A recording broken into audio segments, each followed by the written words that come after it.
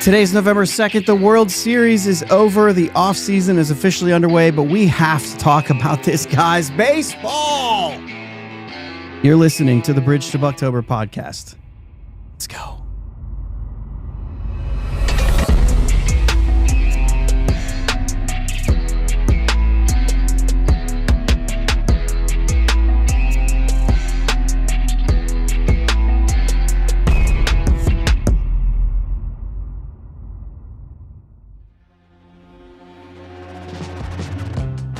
Yes, guys. Thank you for listening to the Bridge to Buctober podcast, where we talk all about them Pittsburgh Pirates and that.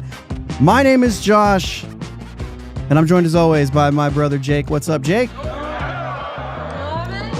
What's going on, man? How are you doing? Getting ready for spring training, my guy. Are we getting all of our chats? We're gonna see. We got a lot of them in here, but there's a couple that we've missed. So let's just hope. Martin, send something in here. Make sure we're getting yours.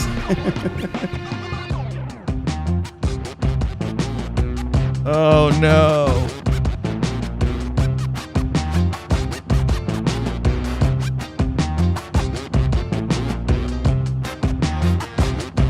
All right, sorry, we're done. I'm just doing, those kind of things. I don't know what's going on with all the chats there. But hey, man, World Series, baseball, all those things. I know that, Pirates and all that stuff, but come on, man, we're not in the news right now. Unless Jared Trillo finds a way to win a gold glove here. Chat, be on it, because I'm not going to have the page up. So, yeah, I'm just not. Greg's glad the World Series is over. Interesting. There we go. We got something from Martin. I think we're back. I did a little refresh. I think we're back. I think we're good to go. Man, what a World Series. That was insane. And I know all the things, right? And we're going to get into all of it, all that stuff.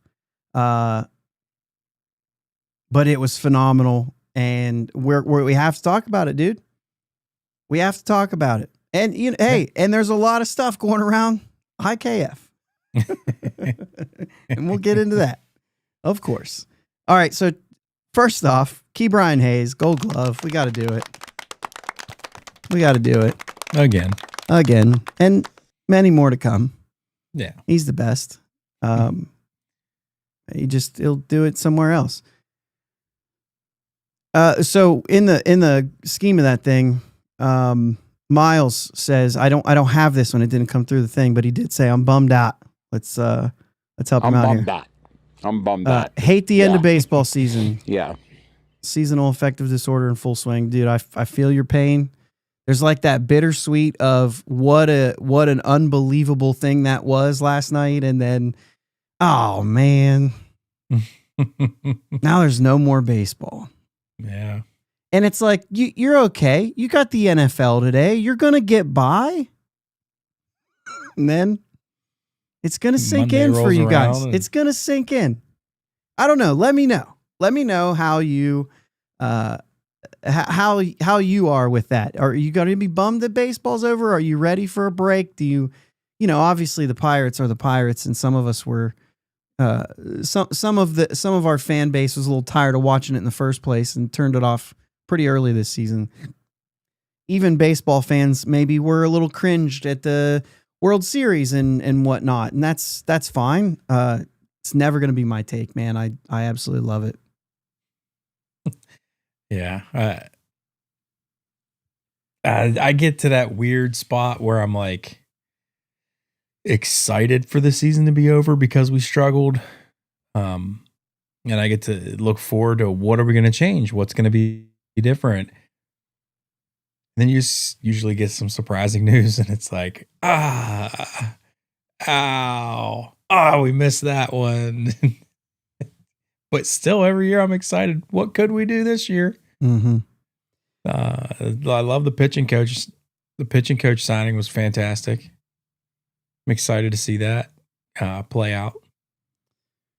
Greg says he enjoys Thanksgiving and Christmas, and then he wants baseball back. That's fair. That's fair. Get through those, and then it's like, dang it.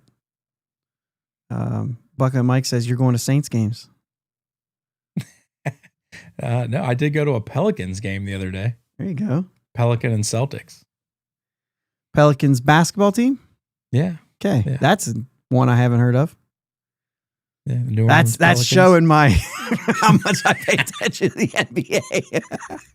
When you said went to a Pelicans, I Saints- was like, Myrtle Beach? Oh, okay. All right. I I'm went to a baseball head. Saints game last year because the Broncos were in New Orleans. So I did go to that, and I watched a lot of Saints fans leave early while I stood there and cheered. It was a great time. Loved it. All right. Well, Nolans, that's it right there. Nolans, yeah. you got it. Yeah. Mhm. Bucket Mike's in there. He's got us. Miles says last round of golf for the season too. So yeah, that's like Come on double down, whammy. man. We golf all year round down here. There you go.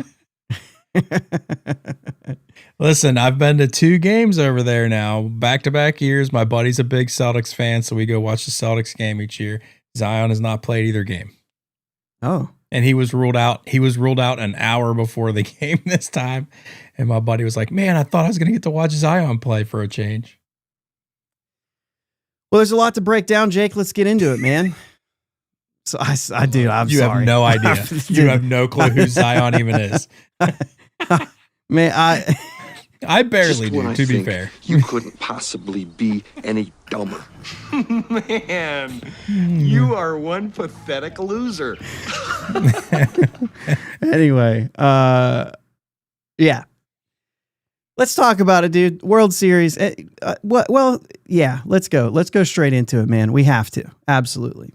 Because it was phenomenal.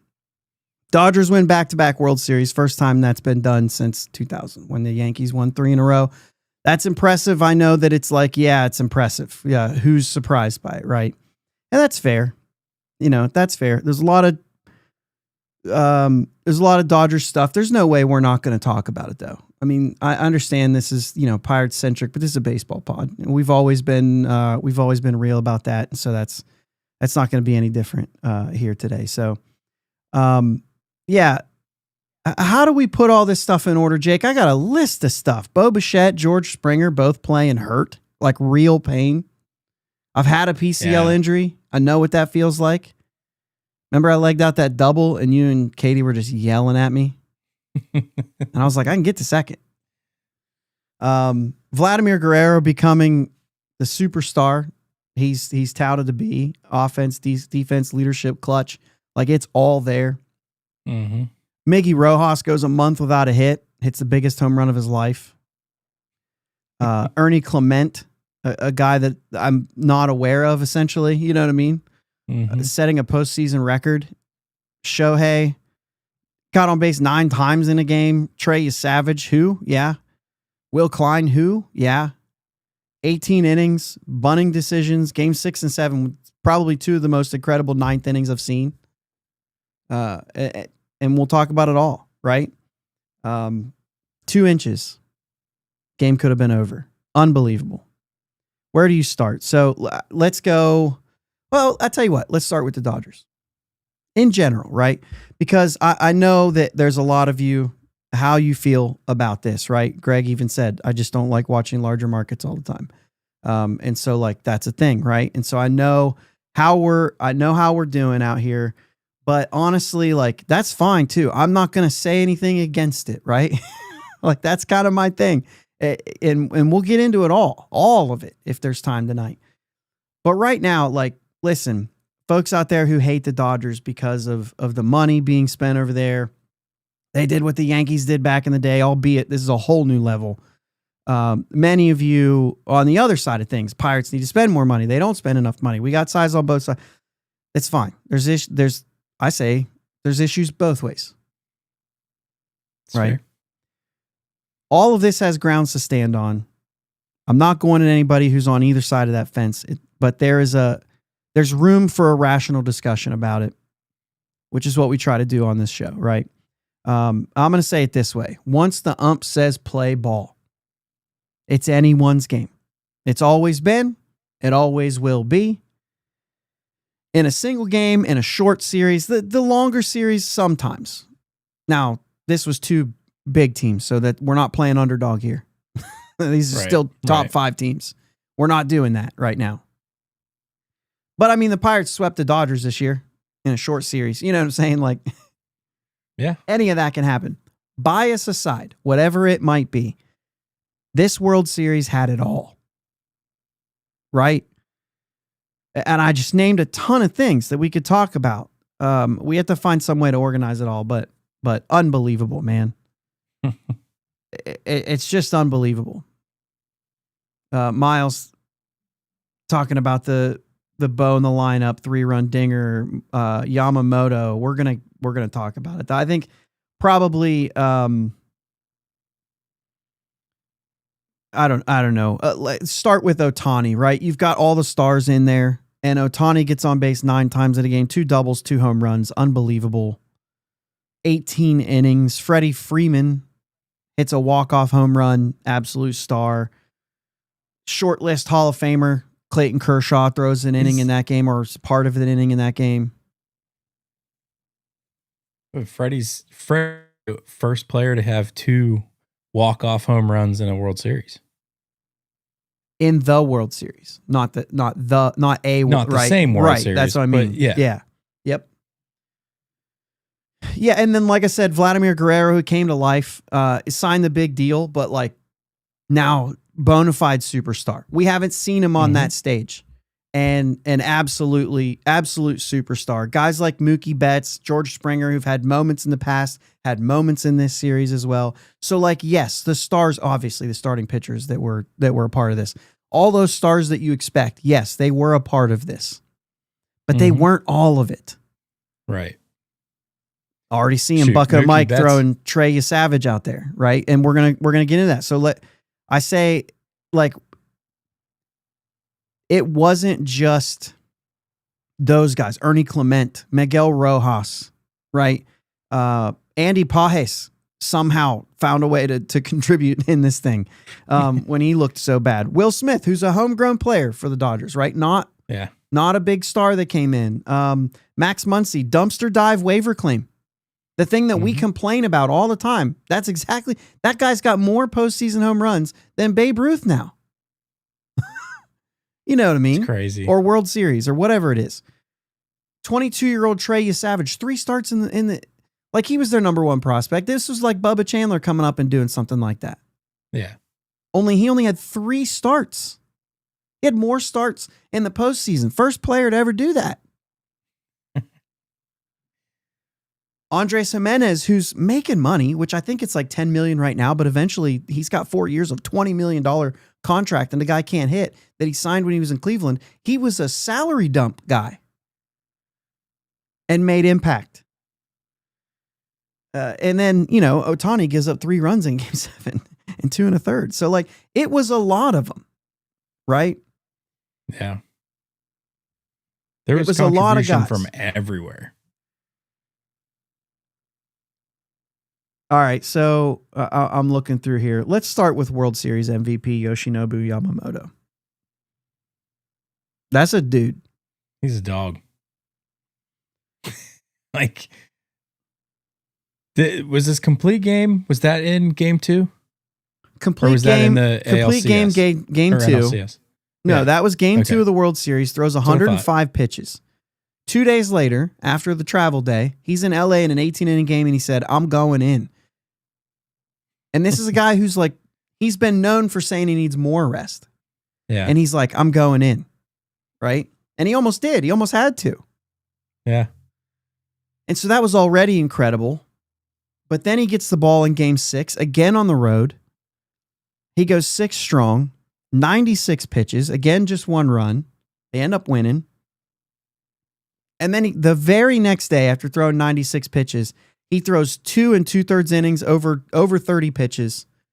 He gets 3 wins in the postseason. Yes, I just said wins. I said pitcher wins. But just to say that I'm consistent, I've always said that when you stack them up is when it counts, right? I said a 20-game winner is still very important because you stacked them up. And also, It's the World Series. It does count for a little bit more in the World Series. I just don't care about wins and losses, mostly losses. Individual pitcher losses are stupid. Anyway, It's fair. we're not getting into that. We've gotten into that enough on here. But dude, unbelievable. Him coming in, he absolutely deserved MVP. Oh yeah. Crazy, man. Bucko Mike, can Bubba do what you Savage did in the playoffs? Listen, this might be a hot take here. 100% he can. And I don't mean he's like, it has nothing to do, like, this is the playoffs. Guys can step it up to another level in a moment like this. That's how you get these moments, right? So like, yeah, I mean, Braxton Ashcraft could have done what you Savage did. You got another level. You have to. These guys made it to the pros for a reason. Yeah, 100. So I'm not even sitting here saying like, yeah, let's look at the stats of you Savage. Let's look at the stats of Bubba. Like, all that gets thrown away when you get to the postseason, when you get to the World Series. Like, that doesn't matter anymore. How you pitch today matters. Yeah. And that's it, right? There are guys who make legendary careers. Like Kike Hernandez is a postseason legend. He's just a player in the regular season. You know what I mean? Yeah. And so like, you got guys like that who can step up and do something special on a certain stage. I mean, I watch a lot of baseball and I pay attention to a lot of baseball. I did not know who Will Klein was. And he comes into an 18-inning game and throws 4 innings.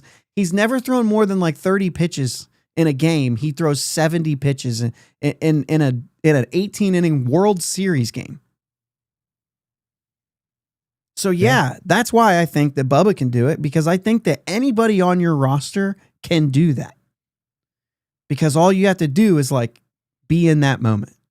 Yeah. You know what I mean? I think it's just, it's not a limitation for anyone who finds their way on a 26-man roster in the major leagues.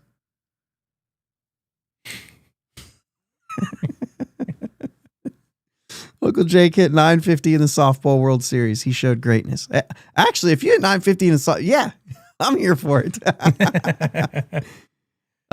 Yeah, Bucko Mike, can Bubba step it up? Like again, yeah, he can. It's just it's a question that we may never know. Hopefully we find out. But there's even been guys who didn't show up one year and showed up another. You know what I'm saying? So Yeah. like when the opportunity is there, then And you also have the opportunity to go the other way too. right. Well, I mean, look how many times Kershaw went the other way. Yeah, I'm still starting him game 7. Yeah, that's Jake's hot take. He starts Kershaw game 7 instead of Ohtani as an opener, basically. Try to get through Which the is lineup something once. that you hate. It is like honestly though, I mean, if Bro's dealing, I'm probably sticking with. He's the most rested pitcher on your team right now, and he pitched very well this season. Yeah. So I don't know, but they won, so I'm not gonna die on that hill either. Sure. Yeah. Obviously. Oh, sorry. You shared that and I pulled it down there. I absolutely didn't share anything. So Oh. Bubba will be a top 10 pitcher by the end of 2026. I like that. I like that. I like the Braves type rotation call out there too. That's good. Yeah. Because that early 90s was nasty. Sure. Yeah, absolutely. All right. So Bo Bichette, George Springer, is there anything else? I mean, I kind of touched on it there, but I mean, you're playing with an oblique injury. Wild. Like that whole situation was just crazy because they used the way they were like, we're going to start him this game, but we're going to bring him in this game. We're going to use him as it was just kind of just the way that it was a coaching. I think it was a moment of greatness for that coach to be able to pull the strings like that with specifically Bo, like the way he was able to utilize him and get the most out of him, even though he was still a little banged up. Mm-hmm. I mean, he delivered, man. Springer just said, I'm in. Like, yeah, both of them. They really delivered too. Yeah. It's not like they were just, wow, guts. He stinks, but he's out there. Yeah, Like it wasn't that. Like they contributed. Yeah, 100%. How do you feel quickly? George Springer, like it's been a minute. He's been there for 5 years now. Have we moved on? Were you able to say like, oh, good for George? Or was that more of a, oh man, one of those Astros? Yeah, I couldn't care less at this point. Yeah, I think he's kind of, Correa though. Well, he's back. I just don't like. He's back. I just don't like Correa. I don't like Correa. Like, he kind of made it hard. Yeah, he kind of made it hard. But I don't look at him and say, the cheating Astro. Like I just don't like Correa. I'm just not a big fan. That's all. Yeah, I got it. Ernie Clement, 30 hits. It's a lot of hits. Most hits ever in MLB history postseason. What's up, George? Another guy most of us hadn't heard of before, right? And another guy that came up with Cleveland was a waiver claim by the A's. He was released. The Jays signed him before 2023. And then in the last 2 years, he figured it out. A 94 and a 95 OPS plus. The guy's not killing the ball, right? 263 and 277 average. Again, like those are averages that you're like, that's not bad. But he doesn't walk. But he doesn't strike out either. So I don't know. Like a 10.4 strikeout percentage this season. Plays good defense, puts the ball in play, all that kind of stuff. Showed up in the postseason, absolutely. Another reason, like, you just never know who's going to just be there. You know what I mean? Yeah. Could literally be anybody on your roster. Yeah. Yeah. Just incredible. Miggy Rojas hadn't got a hit in a month. Game 7, 9th inning, top of the 9th, tie game, home run. Maz's home run's the only one that touches that 9th inning home run to tie or take a lead. And obviously his was to take the lead and to walk off the series, but that's an insane home run. Yeah. With Shohei on deck. Insane. Yeah. And it was like, dude, in the group chat, I'm sitting over here like, you pinch hit here? I might pinch hit for him. He hasn't got a hit in a month. I don't think I want him hitting. Yeah. And then he hits the home run. Well, what happens? How's that set up? You get behind in the count. You have to throw a strike. He knows you're throwing a fastball down the middle. You know you're throwing a fastball down. Everybody knows you're throwing a fastball down the middle. Put a good swing on it. Yeah. Incredible. All right. So the I mentioned earlier the two probably greatest 9th innings, man, that I just remember seeing as Bucko Mike's comparing the John Smoltz and Braves rotation to what the Pirates could have. So I man, that would be something. That's a nasty, I mean, I don't know if I'm ready to go there yet. I love this rotation. I don't know if I'm ready to go there yet. I mean, we're talking about 3 Hall of Famers. Yeah. and that didn't stop there. So I don't know. Let's go into these 9th innings, Jake, because just unbelievable. Game 6, 3-1 Dodgers. Roki finishes last inning still in. He hits Kirk. Miles Straw comes in to run. And Barger hits the play of the 9th inning. The ball goes out there, gets lodged into the fence. What do you have here, Jake? Because I hear Blue Jays got robbed. All these things like, is this a heads-up play in the outfield? Is this a cheap move trying to get something because it really wasn't lodged? Is it the right call? What are we doing? It's so hard. I think he should have just picked the ball up. It was not really lodged. I really just think like, I don't know. And then they tell you if you make an effort, you've already ruined it. It's already over. I had a hard time with that one. I thought it was a little soft myself. Yeah. Okay. I thought it was just laying there pretty much. I thought it was gutsy. I thought it was really gutsy, that center fielder. Like, I'll give you that. Yeah, I'll give you that. That is not. If they don't blow close. that dead and you're not paying attention, you just gave up an inside the park home run. Yeah, if that were me in center field, I'm going to pick that ball up and get it in as fast as I can. And if I go to grab it, I'm going to hold my hands up and say I can't get it out.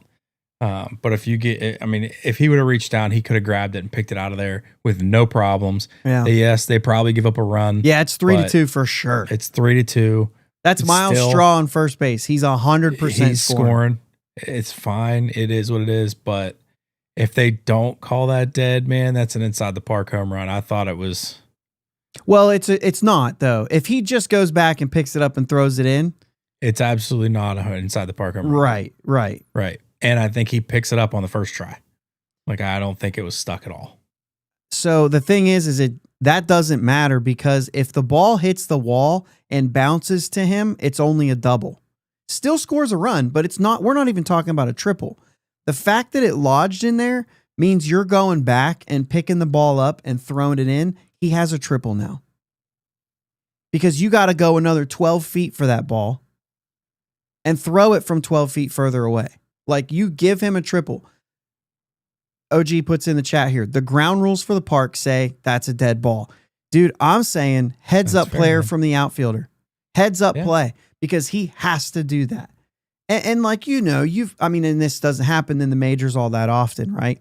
But you've played in fields where you're like, the fence is a little bit up or this and that. And you're told what the ground rules are and you raise your hand and you do the thing, right? Because you know right away, like, this is what I'm going to do. And you know that you know someone who the ball wasn't lodged and he calls it, and then he goes up to the fence and he shakes the fence even though it's laying right beside the fence, and then pulls it out like it was stuck. Somebody who did that in high school or little league or something like that. But the thing is, like, obviously in the major leagues, that's not going to happen. There's cameras everywhere, but when the ball stuck, it's absolutely heads up play. I think that was the right play by the outfielders. It was the right call by the umpires. It is a double. He gets 2 bases. That's automatic. You saved a run. Yeah. So, yeah, crazy play. I think everything was right. The next play, runners on second and third, Glass now comes in. Ernie Clement, who I just praised, makes a big mistake and swings at the first pitch. The reliever comes in the game. Jake, what are we doing? You don't swing at the first pitch. A ball, mind you, up and in from Tyler Glass now. It's probably 95 plus. I don't know what the velo on it. I don't have it here, but you don't swing at that pitch ever. C1, man. You got runners on second and third. He pops out. Like I said, the guy swings. He doesn't walk. He doesn't strike out. This is why. Jimenez lines out to Kike in left field. Barger's caught off of second base too far. An absolutely unbelievable mistake. He just was too far off the base, and he froze after his secondary with Kike running in. Yeah. You got to retreat, man. Yep. You can't freeze there. If that ball gets by him, you walk in. Yeah. You just can't do that. So that's like a bonkers ending to that game where it looked like they're going to tie it.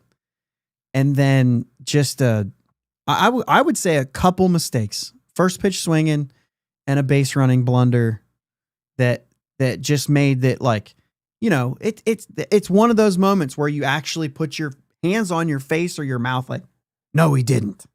You know what I mean? Yeah. Just crazy. Then game 7 comes up and it was more of the same. Dodgers, Max Muncy hits an absolute nuke in the top of the 8th to tie it, or not to tie it, to get it within 1 run. You start the bottom of the 8th with a double by Clement. Guy shows up. I think that was his 30th hit. And then Jimenez squares to bunt here. And I want your opinion. I want you to tell me, because we are at first old school. You and I. I'm a guy, like, as a player back in the day, I bunted the ball. I had a green light to bunt. Actually, I wasn't a great hitter. So my coach was like, if the third baseman's even with the bag or a back, the bunt sign's on without the bunt sign being on. You're bunting, okay? Because I could run and I could bunt. Just wish I could hit doubles into gaps. Sure. Anyway, So like, I'm all about it, man. I was an unselfish player. I tried to always hit behind the runner, all those sort of things. That's just the type of player that I was. I'm still not bunting here, man. We saw it at a different time where he was squaring to bunt, and then he gets ahead and all this stuff, and then he ends up hitting the double. And I'm like, yeah, now you got a chance to score another run. Yeah. So in this sense, you are like, you're winning. I don't know. I don't like it. I want to go for more runs. I don't want to go for one. But it's the 8. You got one. The Dodgers have 3 more outs. Yeah. One more run does make a difference. Sure does. So I'm like, all right, I get it. We'll bunt here. If it's the 3rd inning, like, I'm out. We're not doing that. Oh yeah, no. Play for more runs. So I'm in. I'm not minding this. And he pulls it back and slaps right at Muncy. Muncy snaps him off. And then I'm like, you just kind of threw that away. I want you to take a better chance. Like, if you're going to lay down the bunt to get him to 3rd to play for 1 run, by the way, the run expectancy numbers say you will only get 1 run if you get it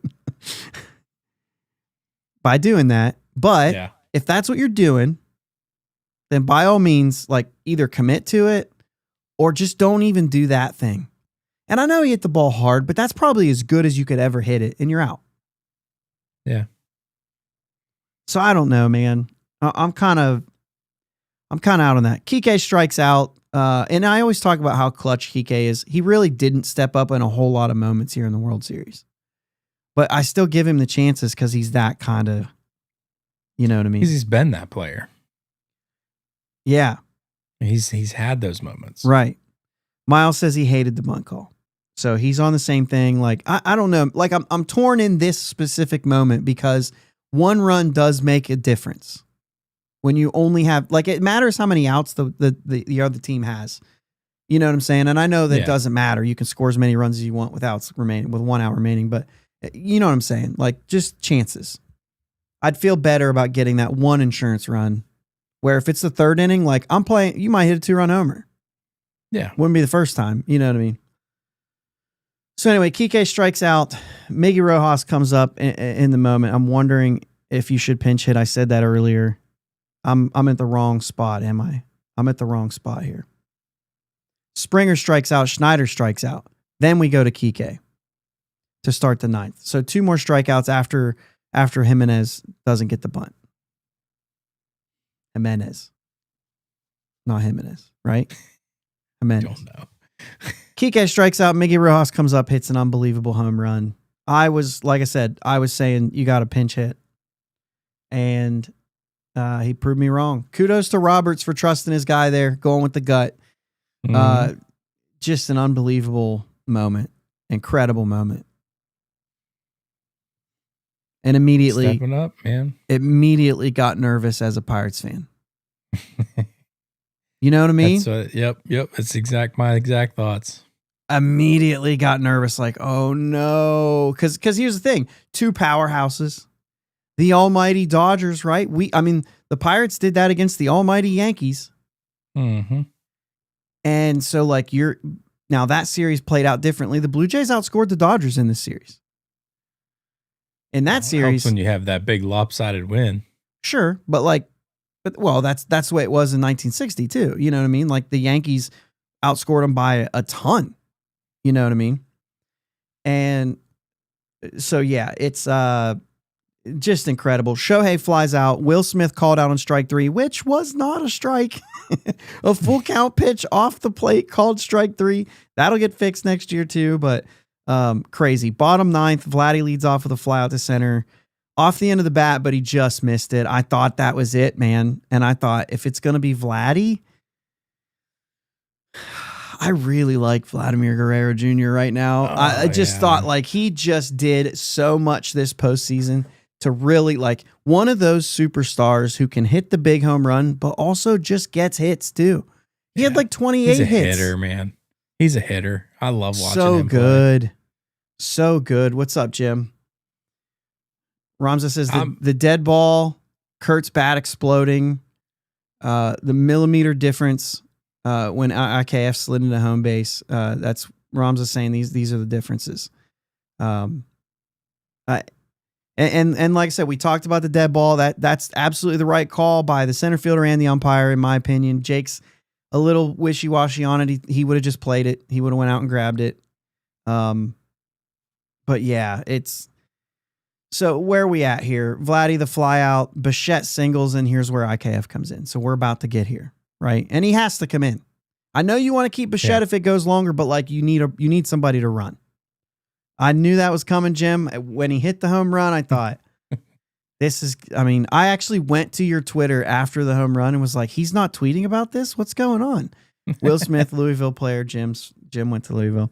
Okay, so anyway, Barger walks and Dodgers bring in Yamamoto. And it's like, you got to be kidding me. Here we go. Immediately, Alejandro Kirk is hit. Bases loaded, 1 out. And you just had a sense that something was going to happen. Dodgers, at this moment, Jake, put Andy Pajes in center field. I didn't even know it happened. Like I totally missed it. Whatever we were doing, whatever the conversation we were having here, me and Katie were sitting in here watching it. And okay. I totally missed that they put him in. Okay, so Dalton Var shows up. He hits a ball to Miggy Rojas. He throws home. IKF is out. That was like the most boring way to explain an unbelievable play, that the way that everything happened. Because at first it looks like, okay, he's going to be out. It's a ground ball, hit hard, right to second baseman, 1 step away. So this is easy. Throw him out at home. We're fine. Then the ball beats him. He's out. Everybody's like, wow, that was actually closer. Like, Miggy almost fell down. What are you doing? You made that a lot closer than you needed to. Then they showed the replay and like Will Smith's foot came up. And I think if you're a Blue Jays fan, and I'm putting myself in your shoes here, there's no way that like with fan blinders on, you would have to see his foot came up early and it never came back down. Like you would just do that. Like automatically, any Blue Jays fan who says, I don't think his foot was there. I'm like, I know you don't. That's fine. I get it. I'll never believe that you'll ever believe that his foot was down. And that's fine because you like, that's what fandom is.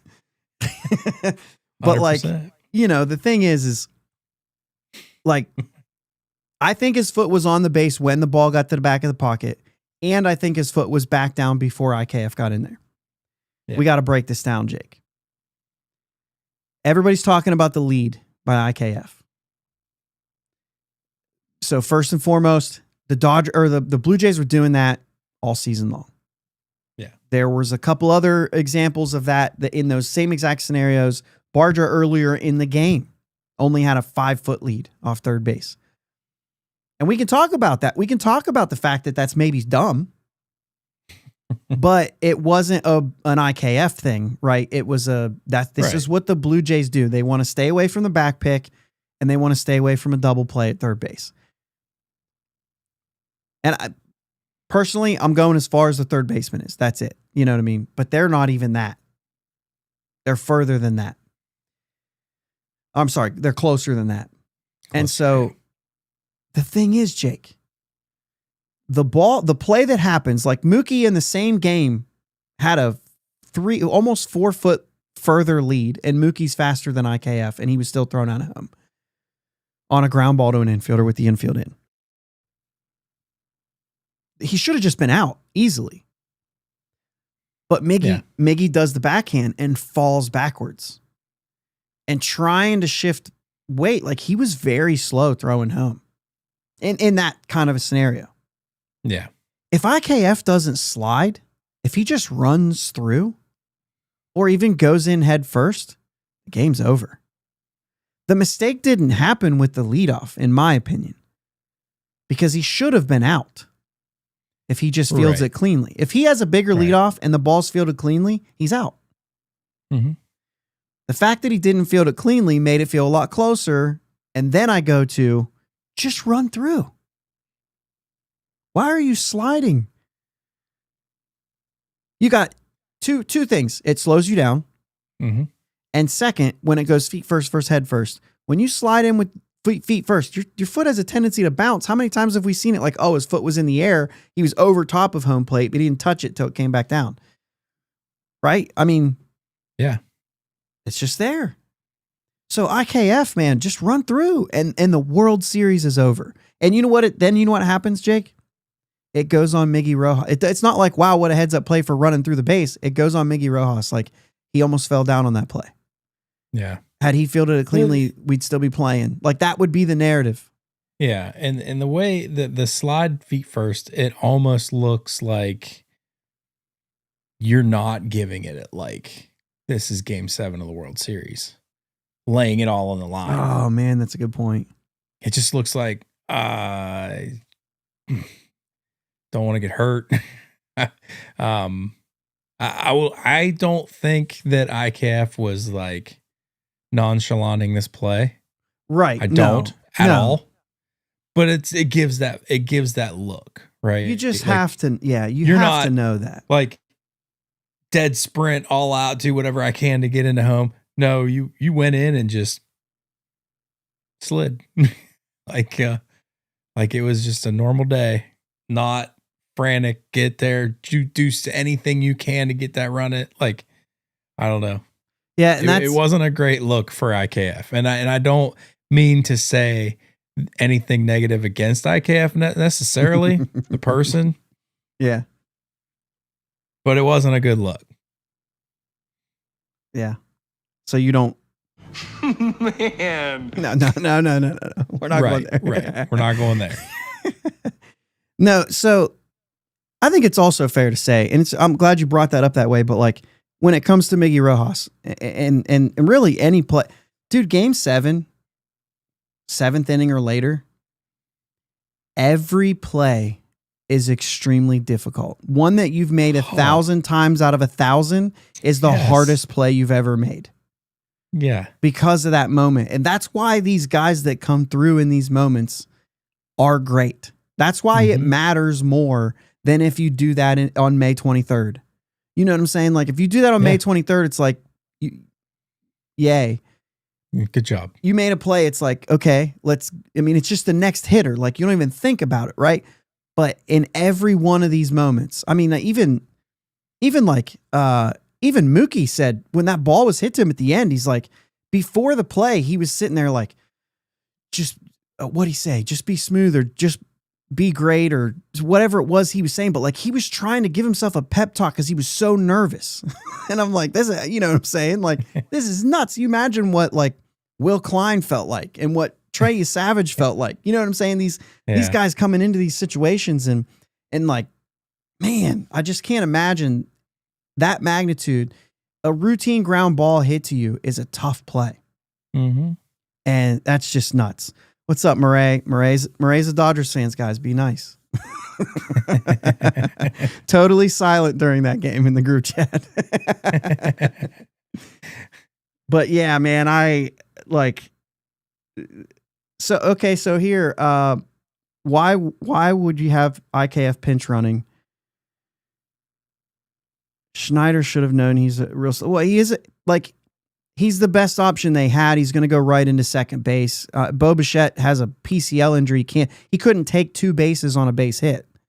And so I think that's really the reason. And they were using him in that reason before. And I think that's really the thing. To me, that's the point. So shared, man, I agree. It really could be. And there's obviously no shortage of, this will destroy you / Moneyball clips that are out there, right? Mm-hmm. Moneyball clips. For those of you who don't know who This Will Destroy You is, which is the band who plays the song that's on Moneyball. I love that album. So I always bring them up because I loved that album before the movie Moneyball came out. And I was pumped when it was in the movie Moneyball. Anyway. But yeah, like there's a lot of things that we could say. I was just texting somebody earlier and we were talking about all these different things. And it was like, hindsight's 2020, man. It always will be. But I don't know. So, man, just absolutely nuts. And then obviously the rest of the game, like Clement flies out to center field after that. It's unbelievable. They collide in center field. Imagine if that World Series ends on a collision in the outfield. And that's Andy Pages finding a way to make an impact on the game too. Mm-hmm. It all comes up to a Will Smith home run in the 11th. Just like a jaw drop. Like we knew it was going to happen at some point, but still, oh, wow. You know what I mean? He crushed it too.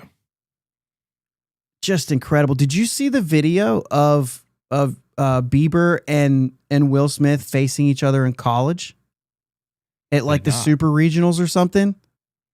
Base hit to right field, like, and they're talking about the matchup. By the way, Jim, that Louisville team, I mean, there's more than one major leaguer on that team at Louisville when Will Smith was there. I don't remember who they were, but I'm sure Jim does. But that was nuts. Of course, Jim, Dodgers winning is good for all. Hope they win next year too. Greg says that the game needs a cap. Here we go. And you know what? Like I said it at the beginning. I know, Jim, you weren't in it. Like, it's all there. All arguments are good. Yeah. On both sides. The conversation needs to happen. So, do you think this is the best World Series that we've ever seen? Just our lifetimes. That's easy way to go, right? I don't think you can legitimately say like, oh, I don't know, this year was better in 19 something. Like, I guess that was a dumb thing to say. That Diamondbacks Yankees series was so good. Okay. I think it's really hard to go that far back for me. Like, recency bias says, yes, I just watched it this weekend. I mean, you know what I mean? Yeah.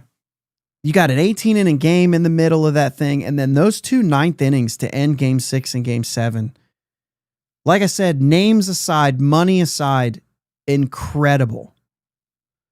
Yeah, Miles says 93 was his favorite. definitely. Also, Blue Jays, right? Wasn't it 92, 93 that they won? Back to back? I think so. Greg says our current GM couldn't win with the Dodgers payroll, though. I tell you what, like, it's not all the GM. You just watch the way the Dodgers play baseball. They're a fundamentally sound group, man. That's coaching. They do things right when they're between the lines. Like, but a lot of those guys get to be at that level, at that superstar because they are, right? mm-hmm. Like it's a team full of guys who are superstars because they are fundamentally sound. They are all those things. Yeah, I mean, I get that, but some you can spend all the money you want doesn't mean that you're going to win games. It just doesn't always compute. But when you get a team full of the right guys, I don't care how much you're paying them. They're the right guys, and they're going to play the game the right way. I don't know. You have a guy who is an outfielder by trade. Next thing you know, he's in the runnings for a Gold Glove as shortstop. I don't know what my emphasis were there, but put the emphasis on the wrong syllable. It's still like, you take Mookie Betts and you put him in I don't want to say a new position, but you put him in a position where he's not 100% comfortable, and he still goes out there and balls. I thought he was going to win the Gold Glove. It was Mason Wynn, right? Yeah, Mason Wynn took it, but I don't know. It was just it was a crazy series, and it was so much fun. You got this, Jake? Let's go Pirates! Love it. Love it. Everybody go listen to the 3-0 take for sure. Yeah, good stuff over there for sure. Yeah, I don't know, man. I got to go this one right now. And like I said, I'm okay with that being recency bias. Ask me in 2 years if I've changed my mind. You know what I mean? Not that there's new ones, but like I might go back to another one. and say all that stuff. So I don't know, man. It really was. It was just incredible front to back. There's a lot. It's good when there's so many things that are like conversation pieces. Like you could talk to somebody for a half an hour about the ball that got lodged in the fence or the IKF slide or leadoff, whatever it is. The decision to bunt at certain times, because you're going to be in different places there, right? There's so many things that you could go through. Why you brought in this guy instead of that guy? Why you didn't go here? How in the world did Yamamoto do that? You know what I mean? Like there's a lot of things that you could spend a conversation on a play or a moment that had to do with this World Series. It's just, I don't know, man. It was so good on so many levels. Greg, I'm right there with you. I was 1 year after you, so me neither. Hey, Alan, Mets suck.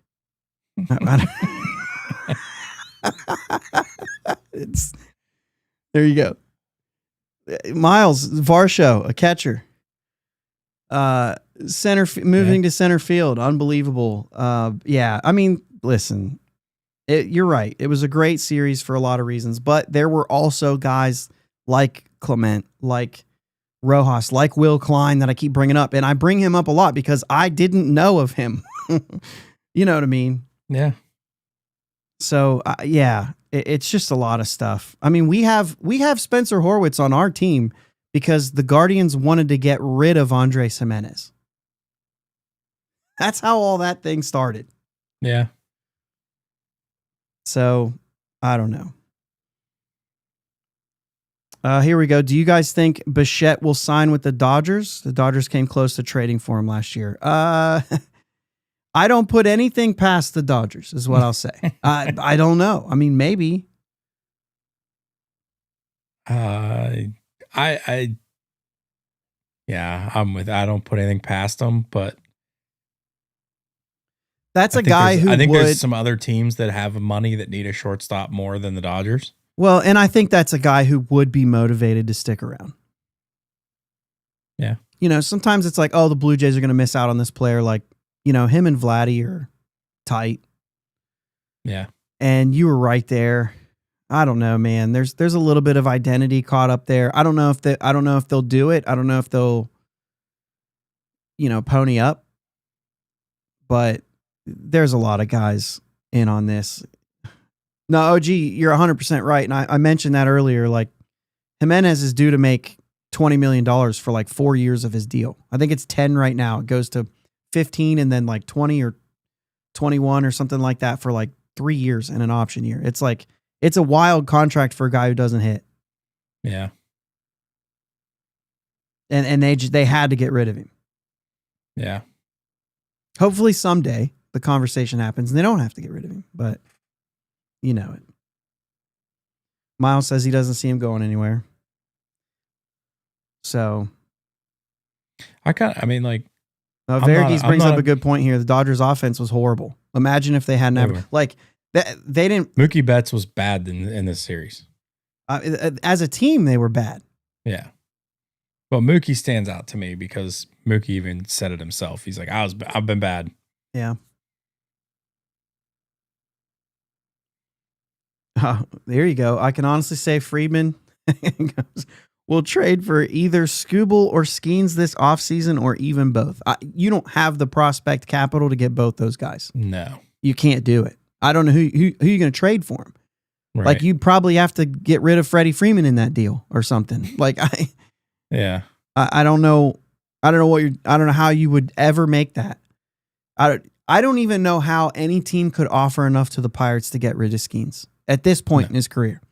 I don't know what it would take. It would probably take prospects from two teams. And then figure out how you balance that out. And then which team's getting Skeens. They're both going to be mad about it. You know what I mean? Like that. I don't know. I don't know how you do that. Skubal, I could see, but we were talking about this a couple weeks ago. He does have another year. He's not a free agent after 26. He does have the 27 season under contract. So I could see him still hanging on to him. But yeah, dude, I don't know.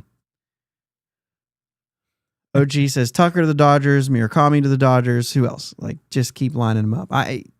Again, I don't put anything past them. I don't know if it's going to happen. I think there's going to be some other teams that are just they're going to step up a little bit more. Jim, I agree. Oh, the Tigers could do a Skeens trade. Oh, interesting. No, I don't know. I can't imagine that's ever going to be a smart move. No, I don't see it. Yeah. And I think Jim's just saying that's the only team that could possibly pull it off. Yeah. Yeah. Sure. But let's hope it doesn't come to that. Yeah. Oh, for sure. I mean, it isn't going to. That's not even a concern. So let me ask you. I mean, because we've gone through. I mean, we're here. We've gone through the whole show here, and it's worth saying. Like, I just want to know, like, from you in the chat, is it the Dodgers that are a problem, or is it the system? You know what I mean? Like, Greg says the Dodgers are getting the Stars, the Pirates are getting Jared Kelenic. I'll die if that's real. We do paper plates here. We're getting Jared Kelenic and Yohan Moncada for sure. That's the pickups. Well, Lottie frickin' da! Yeah. Anyway, OG says system. Martin says both. Okay. See, there's a little preview. NS9 tomorrow morning. I mean, if you wake up that early, Jim, I always listen after you guys are done because you're insane. But this is a good point here. I'm imagining this is Kyle. Would fans of literally any other team complain if their team behaved the way the Dodgers did? No. Everybody else would complain about you. Yeah. Right? But you wouldn't if that's your team. Miles says system. So I don't know if it is both. I have zero problem with the Dodgers or right now are doing everything within the rules. I don't like it because I know that the Pirates can't do that. Right? So I know that. The Pirates weren't competing with the Dodgers in the first place, but you get the sentiment here. Like they couldn't if they wanted to. Right. And we know they don't want to. Dang it, Bobby. But they couldn't if they wanted to. Dang it, Bobby. That deserves two of them. Yeah. And so that's the thing. It's definitely a system thing for me because as long as somebody's playing within the rules and they're getting away with things that other teams can't get away with, there also obviously needs to be a little bit more checks and balances here. Just to alleviate some of this. Like, come on, like the deferred payments are one thing, but like that shouldn't be the Dodgers paying deferred payments. The Dodgers should be paying that and being hit on their the luxury tax stuff. That should be part of that of the whole thing, because if Shohei, yeah, that's right. If Shohei wants a deferred payment, that's fine. The bank, he can set that up however he wants. You win the lottery, you can get that in one lump sum, or you can get it deferred over a bunch of years, and that's fine. Yeah. But the Dodgers should be responsible for paying that now. So here's the thing. I wouldn't even go there. I don't care. My thing is the cap hit, right? They're only hit prorated. I think they should be hit for 70. That's it. It should, on paper, and Ethan's our guy. Ethan's in the chat right now. Yeah. He's our guy, right? He's our guy. And he would know, like, he knows what that number is that they're getting hit with as far as the CBT goes and as far as the system, the luxury tax and all that kind of stuff, right? And so like it's a different number than 70, which is what you would think 10 years, 700 million, right? And so like that's the thing. I just think it needs to be full amount. That's what you get quote unquote charged with, and that's what you pay taxes on. That's the only change I would make. I don't mind the payment. I don't mind you saving money on that and doing what you're doing. Like, honestly, I don't care. But it's that prorated number of like what, 46 million or whatever that goes into that number. At least that's my understanding. And Ethan's in the chat right now. So if I'm bombing it, he will let me know. I'll appreciate that. But even Ethan says like teams that aren't doing enough are the problem. The Pirates can't. They just can't. And we know. Dang it, Bobby. We know that they can spend more money than they are. And that's what we have a problem with. Yes. And that is a problem, right? That is a problem. And that's a problem in more places than Pittsburgh. Yeah. And we're critical of that too. They cannot do what the Dodgers are doing. They can't even do what the Blue Jays are doing. The money's not there. I couldn't imagine and I would say that there's guys out here that know more than me, and they'll, you're free to correct me. But like the thing is you can't get close to that. Like I would say probably the Pirates couldn't go much further than 150 without losing money, like losing money. Right. They couldn't do it. It would be impossible. And that's, like I said, that's by no knowledge. That's just me throwing a number out there. But like the point is that's still half of what they're working with. And I'm okay with that because you know what? Baseball's put in a lot of things to make it doable for the Pirates to still be a good team in that system. 100%. And they're not doing it. So, like I said, both things can be a problem. Yeah. But if they really want to get to it, none of it matters. Unless you can centralize revenue, specifically broadcast revenue, regional, not just national, which is already done, regional, you have to centralize it and you have to fund that floor. And as soon as you can do that, then you can hold those teams accountable. All these systems, you will be able to hold those teams accountable. Mm-hmm. They'll have to spend that money. And like I said before, we talked about it last week and I made a mistake and I cleared it up. What I said about there being that some sort of floor last week, like that wasn't true. That was a grievance thing with the MLBPA. Go back and listen to the show I released on Tuesday for that clarification. And thanks to Ethan for pointing that out too. But the thing is like, if you don't do that and you don't fund that floor, then you can't hold people accountable. There's no way to do it right now. You have to be able to get to a place where you can hold Bob Nutting accountable, right? And say, you're not spending enough money. And we're giving you this money to spend. You have to be able to spend it. And then, as far as I'm concerned, and by all means, this is a conversation. We can all agree and disagree on these things. I don't care about hard capping the top. So long as that tax penalty keeps getting paid into the pot, let them blow through it. Because the more they blow through it by signing these old guys to $50 million contracts, which eventually is going to hurt them, and that's okay. They won 2 World Series. It doesn't matter if they stink in 5 years. They did what they set out to do. Yeah. They could still win a 3rd. But yeah, exactly. The floor right now is 40 guys at the minimum salary. That's the floor, right? So it's got to, it's deal. Yes, OG says that owners don't spend their own money. I mean, you have to make money. You have to have money to spend, right? And so I don't know. There's a lot of comments are flying through. You guys are killing it right now. But like, just imagine if the Dodgers have a ton of money because their TV deal that gets thrown into MLB, right? And as soon as you go over the cap, you forfeit a part of that revenue or something. There's ways to do this. It's similar to a system and similar to all. The thing about a salary cap is 2 things. It comes with a floor, every one of them. and it comes with accountability.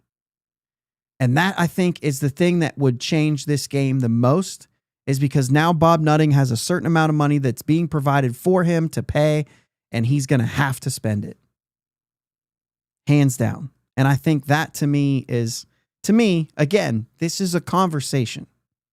But that to me is the biggest difference that can be made with a new system that gets put into place, is centralize that revenue, fund a floor, and hold them accountable. And for what I'm talking about, and I know that there's a lot of you that could disagree with this, and that's okay.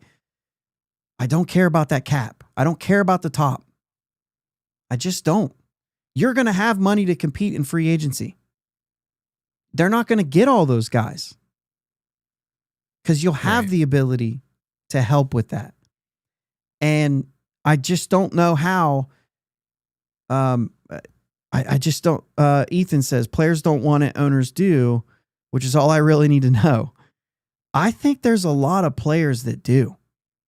And I think this is going back to a time when, like, you can see some of this stuff.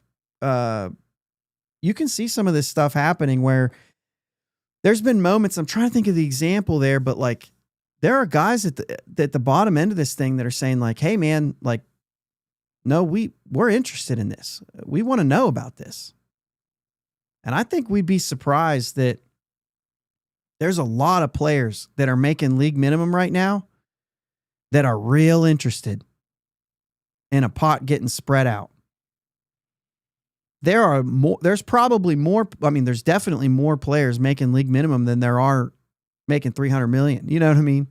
Yeah. Oh yeah. And sure, you want that opportunity, but just imagine what it's like if you're making money earlier in your career. And we talked about this last week. When you hit free agency, that's your only chance, and they're getting back pay basically. Well, if you're making money up front, maybe you don't need as much back pay. Players are still making the same amount of money. Players that don't make it as far are making more money. And like I said, if this kind of stuff goes in, go back and listen to last week's show. If this kind of stuff goes in, it's going to come with maybe free agency is a shorter ways away. Instead of 6 years, you might only get 5 years of control or 4 years of control. It won't go lower than that. But with those sort of things in play, the players are still going to make their money. They're going to make more money. In a system like this, right now, the players are making 45% of the pot or whatever it is. I don't know the numbers. That's a ballpark. I always want to throw that out there to say, like, throwing it out there. Yeah. With a cap system, it's going to be close. It's going to be 50 or different. You know what I mean? It's going to be more than that. And they can hold people accountable and they can know those sort of things. As Jim says, every other league has the blueprint. It's already been figured out. And like I said, the NBA has a soft cap. Baseball will no doubt look different than the other leagues, but the system, the blueprint is already there. It can be done. And I would say less in the NFL just because the NFL, all of their TV stuff is national. But like the NHL is not. Now, obviously, baseball players would never go with a capped individual salary and things like that. But there's more money in baseball, so they would be able to do things differently. But they do it with regional. NBA does it with regional. There's ways to figure it out. And I just think, Ethan, so there it is. Ethan says, we unfortunately don't know what percentage of players are making. And that's part of this whole thing, right? If you had a system, you would know. Yeah. And they know. We just don't know. So I would say you already have a cap. It's a taxed cap, and it's a soft cap, and they can blow past it and they pay taxes. I think make the tax harsher. That's fine. Help fund that pot. That's all that kind of thing. But the idea is like you have a number that sits there currently. Start with that number. I don't care if there's $100 million between the top and the bottom. And I know that that's one of the things, like a lot of people talk about a smaller gap between the two. I honestly, I don't think I think baseball can operate. Just imagine what you could do with the $175 million. Like with young could players. drastically improve our roster. Right. That would be huge. Mm-hmm. So, but it comes down to then you just have to be smart. Yeah. So I don't know. But like I said, we don't know what it's going to look like. The Dodgers won. The World Series was unbelievable regardless of who was in it. If it was the Mariners and the Brewers, we'd be talking about this World Series. I really believe that.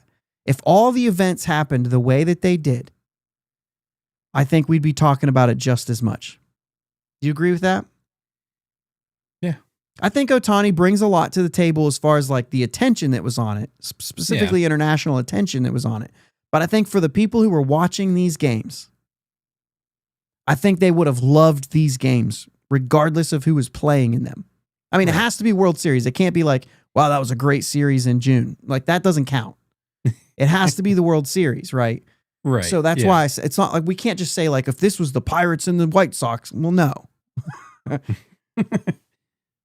But if this was the Brewers and the Mariners, for instance, because they were close, right. and I'm leaving the Phillies out because they're also, in this.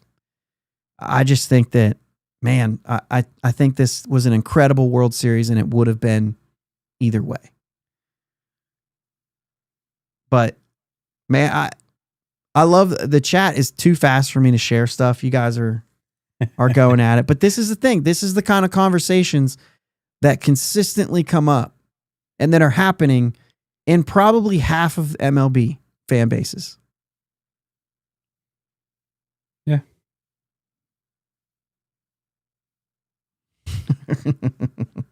I'll share that. Yeah, I mean, and you know what? The Owls even say this to go on. I see some of the Angels with Ohtani and everything. They made a big mistake not trading him. They chose to make money over changing their team. If they would have traded Ohtani, there's a lot of money that they would have left not made. The money that you get from having Ohtani on your team is incredible, right? Mm-hmm. He's that special. And they chose to make that money for that year instead of trading him and changing their franchise possibly. Imagine the haul you could get back for a guy like that. Yeah. I mean, all things considered. You look at what Soto brought back, and it's just like you would have blown that out of the water for Shohei. Yeah. Yeah. It's crazy, dude. It's crazy. Ethan says they chose to try. And I don't think they did. I don't think they did. I think they chose to make money. Yeah. I don't think they built even close to a team that was. I think if you want to win, I think you trade him and get the haul back that actually makes you win. Yeah. I don't think that they could have. I don't think that if they chose to make money. That's my opinion. I mean, we all looked at that roster. I think it's a show. I think they wanted to make money. And that's my opinion. That's just what I think. And I mean, they made a ton of money. I can't imagine them.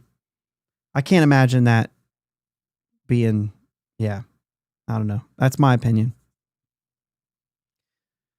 For a 1-year contract, Jim says there's no haul that is greater than Ohtani. Not in the same year, but they're essentially done. Like they're done. I don't know how they're going to do it. They're bad. I don't know. I think you could. I mean, when Skeens has 1 year left, if he's not re-signing, man, I think it's going to be hard. And unless the system changes, I think it's going to be hard. Ooh. Jeez. Jim, that's an interesting take there. I haven't. I think I would give him more of a pass if he was deciding to be a family man. I think he's just a jerk. I think he's a jerk who hates baseball. I got nothing. He can't stay healthy. No, but he doesn't even like the sport. Yeah. I don't. I'm too much of a baseball guy to like Rendon. He's bad. Him and Tim Anderson can go away. You don't like the sport? Go play a different one. By all means. Yeah. I get it. It's, you just want to make the money. That's fine. Yeah. Just got paid and was like, I'm not working anymore. Yeah. I don't know. Drop off on that one. Yeah. One of the all-time I think it worst goes hand in hand, contracts. man. I think it goes hand in hand. I think you don't like the sport. You're not, I don't know. You're certainly not going to do what Yamamoto did and Blake Snell. And you know what I'm saying? Like these guys that went out there and just said, I'm available. Yeah. He's not available. Ethan, it's time change is going to hit us hard. It already hit us and it gave us more sleep, right? Mm-hmm. I just stayed up extra late last night. That's how I do it. Yeah. I mean, I don't know that makes sense, but It's not very often you get to do the 2:00 hour twice. That was fun. I actually have no idea. You do the 1:00 hour twice. That's what I meant. Yeah. Yeah. I just said that I stayed up that late without saying that I stayed up that late. I did say I stayed up that late. You know I what did mean. see the clock You know what I mean. from 1:59 to 1. That's it, Jim. Jim has to get up and do a show at like 7 a.m. Which, by the way, is also a bad decision to schedule a show for 7 a.m. I will not be up at 6 watching. I'll watch it later. Oh yeah, because you're on a different time. All right, guys, listen, we went over. That's fun. I'm glad. I don't mind going on rants. I appreciate you guys always, and I'm really awful decision. I'm really bummed that baseball is over, regardless of you know what I mean. I've said this before too. I don't hate watching the Dodgers either. There's a little bit. Yeah, that's true. There's a little bit of like nostalgia in our marriage, my marriage, because we had to watch the Dodgers. Well, we didn't have to. We chose to watch Vince Scully. Back in 2011, that whole summer, the only TV we had was MLB TV. We watched the Pirates, then we watched the Dodgers. They weren't particularly that good back then. I mean, Clayton Kershaw won a Cy Young that year. He's a beast. But like other than that, they weren't particularly good. I think they were only 83 win team or something like that. James Loney, Matt Kemp, you know what I mean? Like that group of guys. But we listened to Vince Scully. And so we tend to like the Dodgers a little bit. Recently, that's been more difficult. But it wasn't the same in 2011. But yeah, man. That was a fun one. Yeah. Yeah, I wish I could have watched more intently Game 7. I was at work Yeah, most of it's the such game. a bummer. Yep. But, I did have it on my phone and watched as much as I could. Yeah. Crazy. It was awesome, Just dude. Crazy ending. It doesn't get better than getting free baseball in the last game of the year. I mean, this was game 8 because of game 3. Yeah. Yeah. Played 2 games for game 3. Yeah, and game 7 continued to be like game 3 had some moments in it, right? Mm-hmm. Where it was, okay, man, I'm getting tired. I don't know, like somebody's got to do something. This one didn't let up. It's pretty awesome. Yeah, for sure. And now we take the collective exhale, and it's time for the Pirates to do stuff. We'll talk about more. There's minor league awards out there. Connor Griffin won a minor league Gold Glove at shortstop. Stuff like that. So maybe I'll pop in and do a show or two this week. It really depends on what happens. As far as those weekly shows, I'm basically just going to pop in and do a show when something happens rather than being on a schedule. So make sure you subscribe. Make sure you're following the YouTube page. Make sure you're following Twitter, Facebook. Twitter's usually the most, but if you're not on there, or X or whatever, that's fine too. But like really the best way is the YouTube page. turn on notifications. If you're listening to this on audio, hit those notifications, hit the auto downloads, all those things. So yeah. Yeah, OG, fun fact, the first World Series was an 8-game series. It was his 9-game, right? And Pirates beat Boston, or lost to Boston. So, yeah. Appreciate it, guys. Let's play some music. Baseball season's over. I should have queued up some like sad music for that part. Yeah. But we're not going anywhere. We'll be here all off season. Appreciate it. I'll be out next week, but you will be. I'll be back. That's right. All right. We have somebody planned. So come back next week for the live show. And if Pirates do anything, we'll have something out for you. Yeah. Let's go Bucks. Let's go Pirates! Thanks for listening to my dad and Uncle Jake on the Bridge to Buctober podcast. Follow them on Twitter, Facebook, and Instagram at Bridge2Buctober. Don't forget to subscribe so you know when new episodes are released. Clear the deck, cannonball coming, and let's go Bucks!